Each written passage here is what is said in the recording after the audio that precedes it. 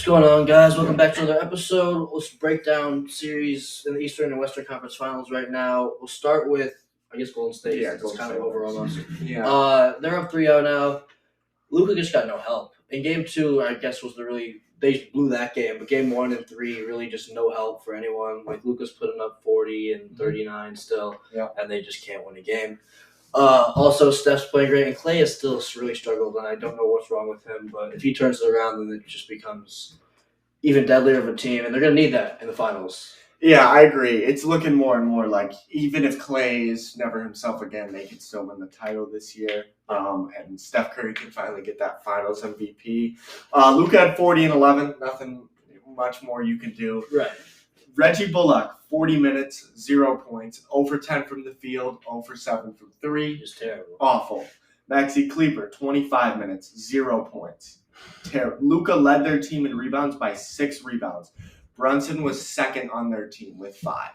That's awful. It was a terrible game overall. And also, Andrew Wiggins, by the way, big props to him. I don't know why the fuck. He's an all-star we starter. We were making fun of him the other day for being an all-star starter, and now he's actually playing. That was a monster jam. Yeah. That was nasty. And on the next play, he threw a putback. Yeah, he's played great. He's not putting up like crazy insane numbers, but he's putting up good numbers, and because of that, Klay hasn't had to be Klay. Right. Wiggins scoring 18 to 20 a game. Moses Moody getting 16 minutes all of a sudden. He didn't even play for most of the season. And not at all in the playoffs. And now they don't play Kuminga anymore and they play Moody. And Kevon Looney also is playing well. He's getting double-doubles left and right. He's playing out of his mind right now for sure. Right. They just have too many weapons, you know. Yeah. Like Jordan Poole had an off night with 10 points and they still won the game. Steph Curry is pretty good at basketball too, so that helps. But yeah, we predicted Warriors in 6. And I wanted Dallas, but it's not. You're right. You wanted Dallas. My team prevailed. That's not true. It was an obvious joke. I'm going Warriors, and do you think Dallas can win that last game? I would like to give Luka the benefit of the doubt. I would like to say swept. I would say that too. I'll say Warriors in 5. What I've seen going around is this is kind of looking like when Portland made it to the Western Conference Finals, and it's like, great, you made it to the Western Conference Finals, but the Warriors destroyed you in the Western Conference Finals. However, Portland, that series, they were winning by like double digits every single game. That may have been the biggest choke of all time. Yeah. Because there were multiple games they were like double digits in the fourth quarter, not just the first half. Right. No. So Dallas had that in game 2, but really game 1 and game 3, the Warriors really controlled the game. Yeah, 100%.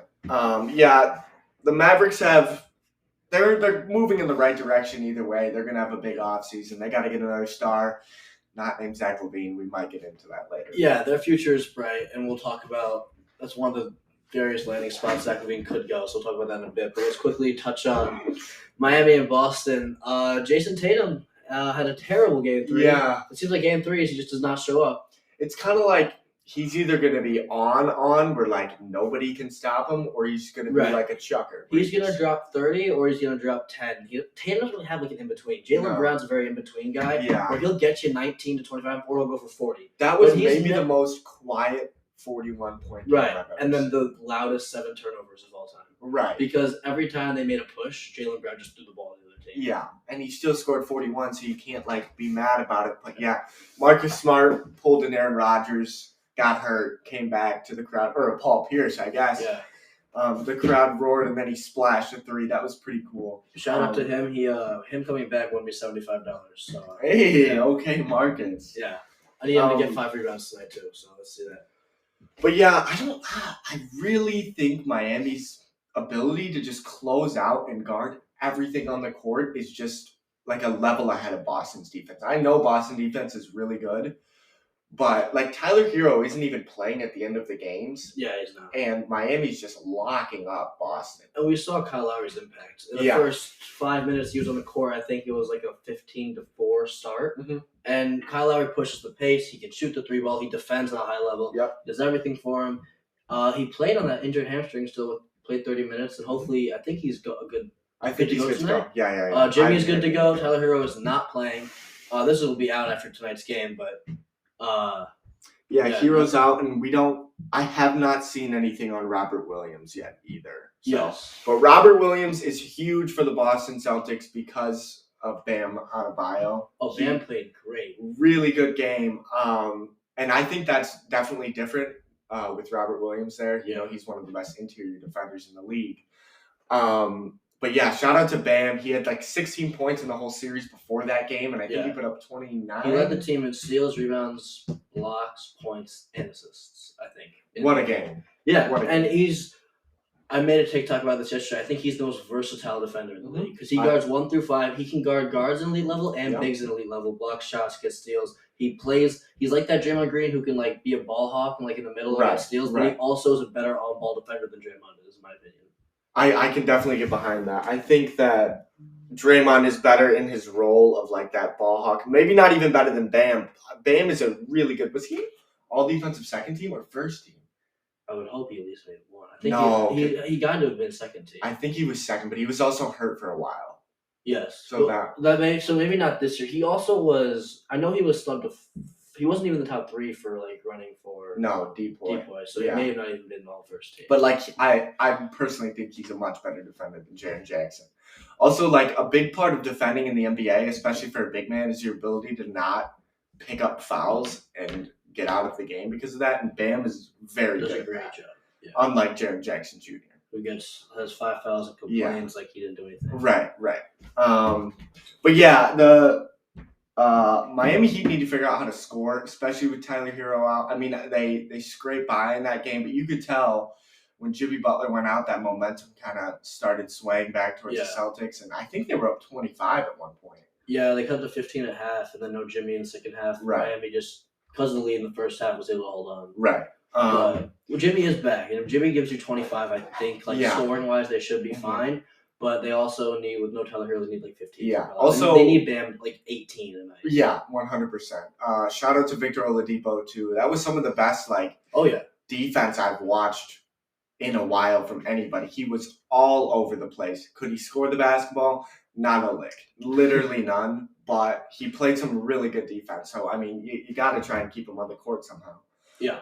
Also, I know Max Strus is big, so he's on the court, but you don't want Duncan Robinson or Tyler Hero in at the end of the game there. I think Strus is a better defender than both. Right. And also, Strus is just as good from 3 as both of them have. Yeah. Too. So that makes sense. I understand why Strus is in, and you go with who's hot. If had Robinson hit 3 threes in the third quarter, they'd probably ride with him. Yeah. But he didn't. Also, when Robert Williams is out, everybody on the court for Boston at all times can shoot the 3 ball at a pretty good percentage. Yeah. So Miami's ability to close out like they did at the end of Game 3 it's going to be crucial for this game tonight.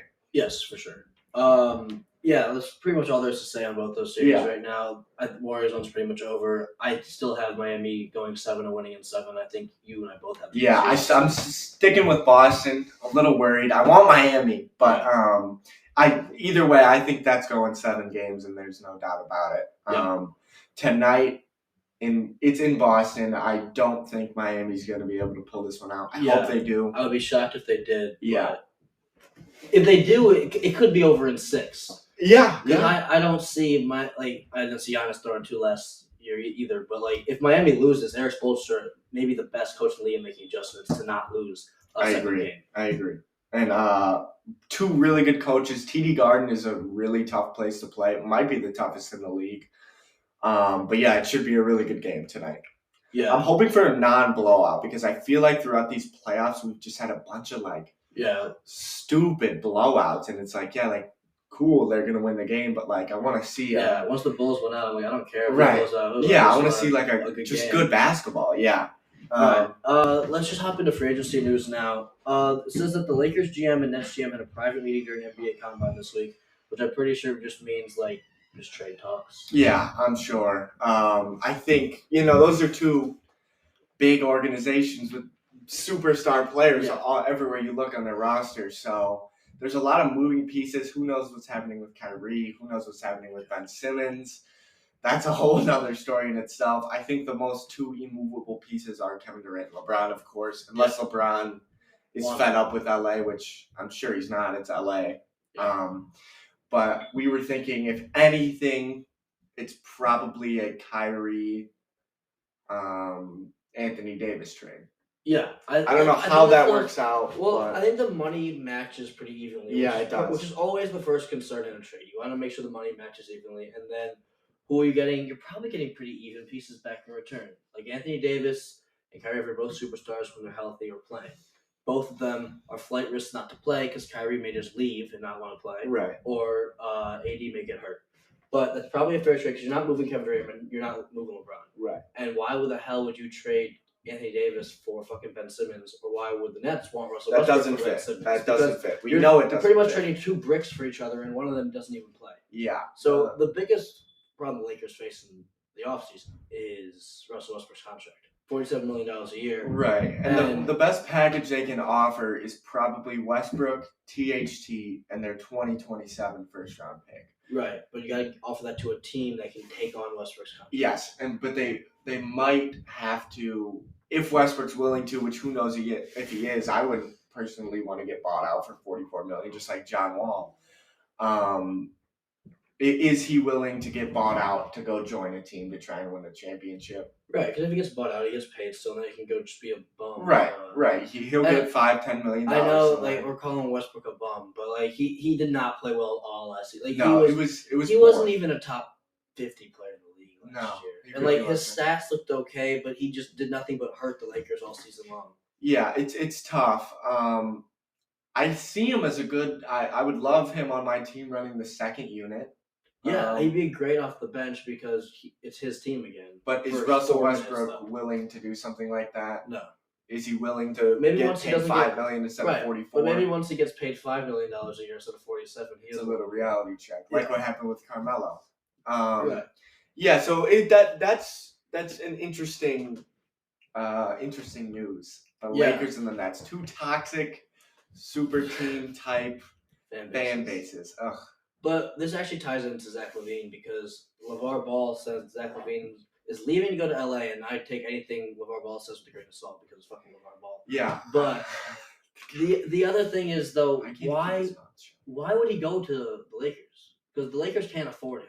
Why and how? Right. So first start with the how, because Lakers just can't afford him. You'd have to sign and trade Anthony Davis probably. Yeah, and you have to get rid of that Westbrook contract. Yeah, I think if you just sign and trade the Davis and then maybe throw in some other piece, you may be able to get away with the money because you're pretty much taking Davis's money and paying it. Because it's three guys that take up their entire salary cap. Right. And then everybody else is like either a vet minimum, they might have one. Oh, THT's a mid-level exception at $10 million. Malik Monk is getting paid.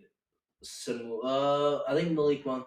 Wait, they could have two mid-level exceptions. They may have that, right? But everyone else Bazemore, Carmelo, Dwight Howard. Malik Monk is no, I think he's unrestricted free agent. Yeah, the Bulls are also interested in him. We'll talk about that later. Yeah. But for that to happen, Lavine would pretty much just take Davis's max spot. Right. And then Davis would come here, which honestly, if we're gonna lose Lavine, that's probably the best case scenario. Sounds good to me. Lavine, you can go chuck up shots in. Right, but why would you? Now let's go to the why. Why would you go to LA? Because you know they have to probably give up Anthony Davis to get you. Because he is unrestricted, right? He can go anywhere he wants. For the Lakers to afford that, the Lakers have to do a sign and trade, and Chicago would never do a sign and trade for fucking Russell Westbrook. I think our front office is much smarter. In our terms, we trust. He's gonna put something together. So there's a pros and cons list. Lavine can get paid $210 million with the Bulls. Most here. It's the third biggest market in the league. Maybe fourth or fifth. It's a huge market. We're better than the Lakers. So we're better than the Lakers. He's got billboards everywhere I look when I'm driving around here. We love him, and he's gonna fucking leave us. Oh no. I don't understand. Everything he's been doing now does not point towards him leaving, except for the media reports, which keep saying that he's just gonna continue to look around. And the other options are the Hawks, Mavericks, and Blazers. The Blazers can offer you money, you get Zach Lavine, and you get Damian Lillard, but really it's the same thing. Yeah, and then I don't know if they can go out and afford Ayton like that, and who knows if the Suns are going to match that. We were talking about Dallas. That's a good option for them. They would have to let Brunson go, but we think they can afford it. I think Bertans is only 16 mil, and Dinwiddie's maybe 15, maybe a little bit more. I'm confused. He has a bunch of incentives in his contract, but Yeah, I still think Chicago is just the best career choice for him. Yeah, and Either also, way, I mean, it's not. I'm sure he doesn't hate it here. He said many times that he loves the city and loves playing for the fans. So if he was to leave us, I think the best team to go to would be Dallas because, yeah, and also it's 3 years, 54 million. So divide that, it's 18. and that was his It's first 18 year. years. So Yeah. yeah, So he's getting paid 18 years. You couldn't be able to sign Brunson, but you could sign Lavine, I think. yeah. If you sign Lavine before, you could Also, maybe bring Hardaway. Brunson back. You may have to let go of Dinwiddie. That's right, Hardaway. Yeah. And Howell gets paid like $10 million. They probably have to let go of Dinwiddie, Bertans, or Hardaway. One of those three, probably Dinwiddie and Bertans, if they could. Right. But They let's just say they figure out the players. money. A team with Luka, Zach, all those guys, that would be a good basketball team. 100%. That would be maybe the extra piece Luka needs, because right now Luka probably only needs one piece. He needs Right, and the thing is, you could 25 also match whatever somebody throws at Brunson after you sign Lavine. Because we talked about this before. Yeah. Hey, buddy. And here's my dub. Hi. Yeah. We have So he is restricted, so you can pay it back. And Right. You can match the offer. If they want to do that, they can. I just don't see him leaving. I really don't. I don't understand why. I'm worried that he will, because like a lot of reports are saying that it's not a done deal anymore that he comes back here. But why the hell would he leave? Yeah, I mean, I don't know if this like Lonzo Ball injury is something that's actually serious that he's scared about, but we showed him that we wanted to build around him, that we were ready to. The front office showed him that, so he would resign. Yeah. We can offer him another year, the most money out of everybody. And I think if we did give him that money, nobody's going to be he's overpaid or anything like that. I think it would be a good deal all around. Yeah. So we'll see. I'm really worried about this. We'll get to that. As the offseason comes up. The offseason starts in about a month. I think the draft is a month or so away from today. It's the 23rd, so probably the 26th of the draft usually is. Mm-hmm. And then, But I don't know. We'll see what happens. Yeah. Hopefully Miami kills Boston. Jack Duffy, I still hate the Celtics. Yeah. If you're still watching Jack Duffy, you suck. Check out the TikTok. Comment down below. Subscribe if you haven't already. And we'll see you guys next time.